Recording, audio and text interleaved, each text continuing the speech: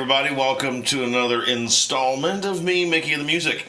So, this time I wanted to talk to you about how do you bring Disney into everyday life. There are a lot of people that I know via the interwebs who live in Orlando. They're annual pass holders. They go all the time.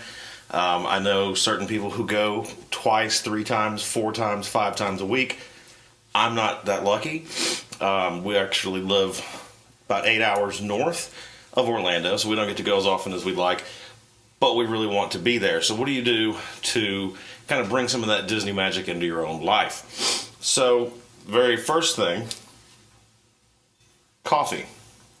So we have several mugs. There's no way I could bring all the mugs in. This is the Haunted Mansion mug, which I quite love. It's very, very ornate, but typically I would say every morning we're drinking, both of us, the wife and I, out of a Disney mug. We've got this. We have a Mr. and Mrs. mug that are kind of large.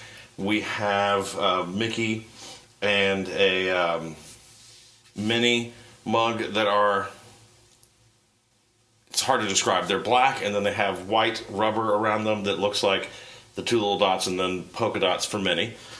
But that's something that we do. We definitely drink coffee out of it every morning. Another thing, since this is me, Mickey, and the Music, we listen to a lot of music. We don't always listen to Disney music, but a lot of the times it is. So we have a little speaker. I talked about this on the podcast, the Disney DNA podcast, which you should check out, by the way, at DisneyDNApodcast.com. Link below. Hey, Trent. Hey, Jenny. Anyway, we talked about it on there. We have a little speaker that puts out a buttload of sound. It's called a Sonos is the brand, and it's connects to Wi-Fi, and then you get the app and you do everything, and you create channels in Pandora and what's that other one? Pandora. The other one. Anyway, there's several of them, and you know what I'm talking about. iHeartRadio is one. There are different stations that you can create your own station, and we actually created one. The way I just found it, it's called the Epcot Entrance Music. Epcot Entrance Music or Epcot Entryway Music. And it plays everything Disney from all over the gamut. So it's stuff from Mary Poppins to actual music in the parks. Like it'll have the Main Street Electrical Parade. It'll play the Welcome music at Magic Kingdom. It's great. And we usually get ready listening to that. Then, usually on the way into work, we have so in my car, which I'm going to show you a picture of here, my car is actually named Oswald. For anyone who doesn't know, Oswald was Walt's first character. It's Oswald the Lucky Rabbit. And as you can see, my car is a GTI. It's a Volkswagen GTI, which originally was the Rabbit, and then the Golf, and then the Golf GTI, and then they just dropped the Golf, and it's just the GTI. So I have this sticker that I'll show you here. And then also have actually Oswald. We had an antenna topper, but the new cars don't have the same kinds of antennas where you can put the antenna topper on top. They're the little kind of shark fin, fat topped one. So what the wife did, because she's awesome, was she poked a little hole in Oswald's ear, and so I can hang him from the mirror. So while we're riding to work in that, because we work together, most mornings you can find us listening to a 2 CD set, which is the Sherman Brothers songbook. So anyone who doesn't know, go Google them now. The Sherman Brothers is Richard and Robert Sherman. They were phenomenal. They wrote God knows how much for Disney. Everything from Annette Funicello and those kind of Disney surf movies type things, all the way up to Jungle Book, the Tigger movie, Winnie the Pooh, Mary Poppins. If anyone's seen Saving Mr. Banks, the Sherman Brothers are portrayed in that. Actually, Robbie Sherman, Robert Sherman's son, helped out with that because he had a book that he and his father wrote. I believe Robert and his son wrote it, or he edited it. He helped with it a great deal. I forget the exact story, but they actually used that for a lot of the Saving Mr. Banks. So we'll listen to that. Excuse me. Another way, and this is another thing that I've done and some people, I don't really care what you think. Some people may think it's weird. We collect pins, so we're pin traders. I think I've gone over it before. Basically, we went on our honeymoon to Disney World, and we saw people trading pins, and not even trading. We just saw them with all the pins on their being, and I thought, wow, those people are weird. And then we bought a pack just to see.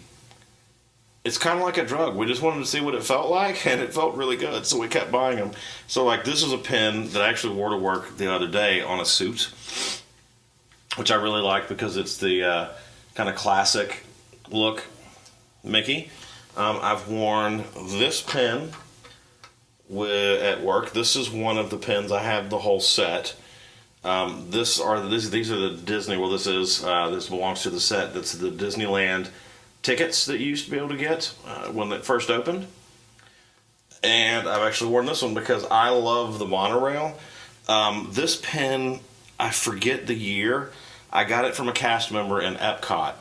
And it is a monorail pin, and it's one of the very few pins that were authorized, Disney authorized official merchandise pins that were, it was possible for you to actually personalize it. And somehow this cast member about 15, 16 years ago came across this pin, and it was not personalized. You can see down at the bottom where you would do the personalization, but I love this pin, and I've actually worn this to work as well. Another way that we, the family, we bring in Disney just to everyday life is we talk about it. Because what's something that you really like, why don't you, like, of course you're going to talk about it, right? So we'll talk about it. We're usually either planning our next trip or looking forward to the next trip or talking about where we just did, organizing. The wife, you can check her out at LeslieMichelleLoves.com, and you can follow her, Leslie Michelle, I believe. Leslie Michelle on the YouTube? It's just Leslie Michelle, I believe. I'll put the link down. You know, but yeah, she's an organizer. She's a planner. So we're either going through photos or uploading and downloading and airdropping and doing weird things with photos or whatever. We're doing all kinds of stuff. So we talk about it, you know. We actually have a Facebook group, The Magic of Disney, so we're posting there. The wife and I both, Trent and Jenny as well, posting that. We have about 982 members. We'll put the link to that down there too. So we're on Facebook and we're looking at things. I don't know about you, but if I like a certain thing like Disney World, I'll end up liking a lot of things on Instagram and Twitter and Facebook, and so you just get those things in your feed, and it feels good. It's nice. It helps to just kind of, lighten the mood. Going back to drinking, we do love the Disney homeware things. So we have the full set of 4. So it's the Jungle Cruise on one side and the Tiki Room on the other side. And this is amazing. It's amazing to drink Pog juice out of, actually. If you go online, you can Google the recipe for Pog juice, which is basically passion fruit, orange, and guava. And it's delicious. They serve it at Ohana for breakfast. Second to last, this is going to seem odd to some. I don't really care. It just will. But I actually, every now and then, will wear a magic band. Like, to work. I don't care. Most recently, I did it when the Orlando shootings happened. And actually made somebody feel really bad. Because some of my friends at work don't quite understand the whole Disney thing. And one, actually my best friend, said something derogatory about, what a dork, you're wearing your magic band. And I said, actually, I'm doing this in remembrance of those that we lost in Orlando. And he felt like a real jerk. So that was funny. But I'll actually do that. It will, you can accessorize. We have several magic bands because we've been several times and you get them and we've bought them. And it's just fun. I don't know why. It just is. Heck, when I'm at Disney World, sometimes I'll wear 2 or 3 magic bands. And then you can kind of just go be like, oh, I'm going to go get on a ride. Which one do I want to use? I know it's real dumb. Don't care. So finally, excuse me, we collect different things. This is just the wife and my Vinylmation that we have. So we got a nice little thing at the Container Store, actually. The black and white guys back here are the Mickey Mouse Clubhouse, and actually the shoes in color right there too. Those are really amazing, and I got, like I said, all of the monorail. Have the two monorail right there, and it's just fun. We have a lot of Disney decor in the house and around the house, and it's just fun. I mean, we're not gonna convert our house into Disney World. I want to, but I'm not allowed. But I mean, it's fun. Decorate it so it reminds you of something in some place that you really like to go. So those are some of the ways that we bring Disney into our lives on a daily basis.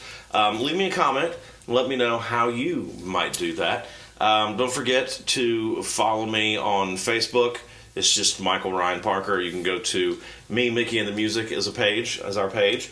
And our group is The Magic of Disney, which is great. We have a lot of fun talking and communicating and whatnot and sharing stories and pictures and upcoming news and articles and releases of movies and this and that and the other. And then you can follow me on Instagram, Me, Mickey, and the Music. And guess what? That's Twitter too. Oh yeah, I almost forgot. Me, Mickey, and the Music.wordpress.com. New blog. Just up today. So check it out, and hope to see you again. Make sure you subscribe. Click all the links down there. It'll make you feel good. You'll have a great day, and we'll see you real soon.